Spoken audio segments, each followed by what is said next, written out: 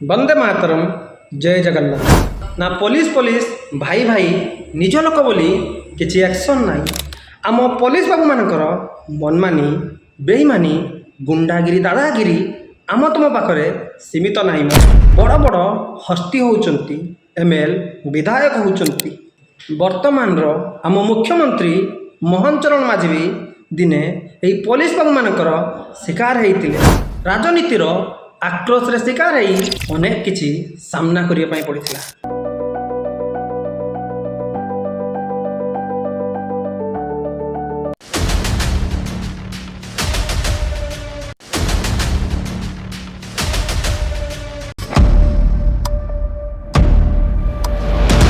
पूरा प्रशासन न्याय व्यवस्था कौन जनता जनार्दन को उचित न्याय दौची।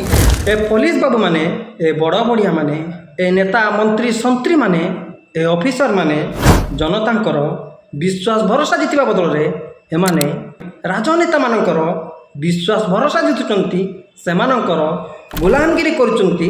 वर्तमान सरकार को विशेष भाव अनुरोध ओडिशार प्रत्येक थाना रे प्रत्येक फांडी रे साधारण असहाय गरीब लोक मानकर कौन न्याय रही पुलिस कौन कर्तव्य रही संपूर्ण विवरणी लिखा जाऊ। साधारण असहाय गरीब लोक मानू न्याय देना सेमानकर एफआईआर को रेजिस्टर करूना हेल्पलाइन नंबर व्यवस्था करा जाऊ। सरकारंकर गृह विभाग द्वारा प्रत्येक मास यह थाना मानकर ऑडिट करा जाऊ। ए सबु अव्यवस्था पई स्वतंत्र कमिटी गठन करा जाऊ। आ प्रत्येक मास सबु जगार सारा ओडिशा रे पुलिस बाबू मानक नहीं साधारण जनता मानक नहीं जनशुणाणी करा जाऊ। आ द्वारा हम कौन कोर्ट कचेरी थाना वकिल जज ए सबुर झंझट कमिब अपराध भी कम हम। स्वच्छ न्याय व्यवस्था हेले अपराध कमिब हत्या कमिब धर्षण कमिब बलात्कार कमिब। परी बेबिना इतिश्री कुंदुली माधवीलता और वर्तमान सौम्याश्री बलंगा पीड़िता केन्द्रापड़ा पटामुंडेई दुर्घटना कमिब आत्महत्या कमिब अपराध भी कमिब। न्याय व्यवस्था स्वच्छ नहेले कठोर नहेले निरपेक्ष नहेले जनहितकर नहेले एभली अपराध प्रत्येक दिन घटिब प्रत्येक कोण अनुकोण घटिब सारा ओडिशा रे घटिब सारा भारतवर्ष में घटिब। तेणु ए दिगरे वर्तमान सरकार विशेष भाव ध्यान दिंतु एथिपाई सारा ओडिशावासी आवाज उठातु आ वीडियो को अधिक अधिक मात्रा रे शेयर करंतु आ समस्ते मिलमिशि स्वच्छ न्याय व्यवस्था पाई आवाज उठातु निज निजर मंतव्य दिंतु निज निजर मत दिंतु विचार दिंतु। सौम्याश्री आत्मदाह घटना ए घटना दिन प्रतिदिन नुआ मोड़ नौची अनेक किछि रहस्य सामना को आसुछि।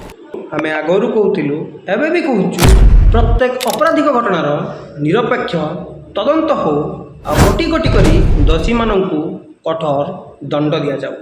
से जी भी हो नेता मंत्री संत्री पुलिस एसपी जेकोसी बड़ बड़ संगठन हो से जी भी हो कौन वास्तव में निरपेक्ष तदंत हब ना चिराचरित पुराणा ढंगरे राजनीति पाई मंत्री संत्री ऑफिसर चापरे मुख्य अपराधी फेरार हो आउ आईन ता बाटरे थी। समस्त मनरे प्रश्न उठुची आउ ए प्रश्न सोशल मीडिया रे चारिआडे घूरी बुलुची।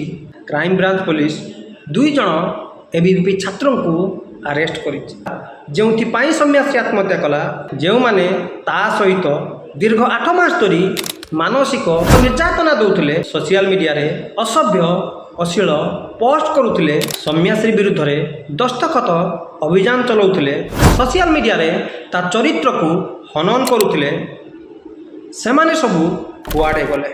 छात्र कांग्रेस छात्र बीजेडी से महानुभाव माने से गोटी गोटी को बंधा जाऊ एवं एथि सहित तुम पुलिस विभाग Baleswar SP Baleswar additional SP Sahadev Khunta IAC को भी तदंतर परिसरभुक्त नि कारण खुल्लम खुला सांसद महोदय कही सारी ए घटन से आगरू एसपी को जन से झीटी ओटीवी बयान देती additional SP Sahadev Khunta IAC महोदय को से लिखित अभियोग देइथिला।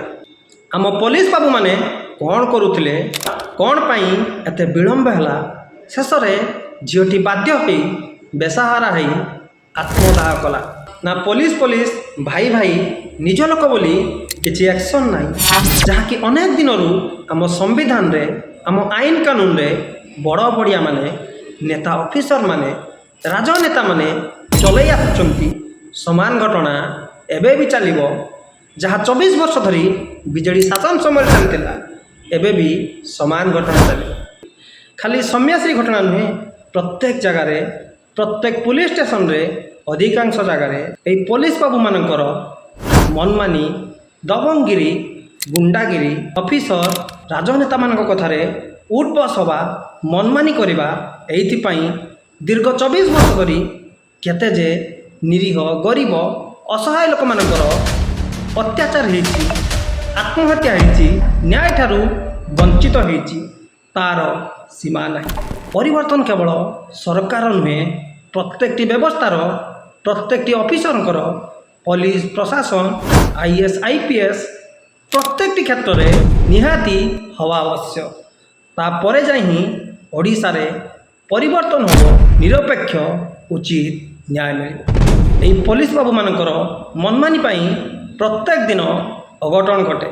एमानक मन इच्छा एमाने एफआईआर करती, एक्शन नियंती, केते निरीह महिला मानकर झील मानकर ओडिया मानकर आत्महत्या हो, हत्या हो, बलात्कार हो, धर्षण हो, आउ आईन ता बाटर चली निज लोक मानू सुरक्षा दौथिबो, आउ दुर्बल उपरे सबलर अत्याचार होतिबो।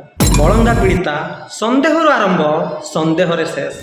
अरे सौम्याश्री परी बलंगा पीड़िता को आम सरकार कौन न्याय देवेनी, ना केवल सस्पेंस संदेह केस टी को रफा दफा करदेवे।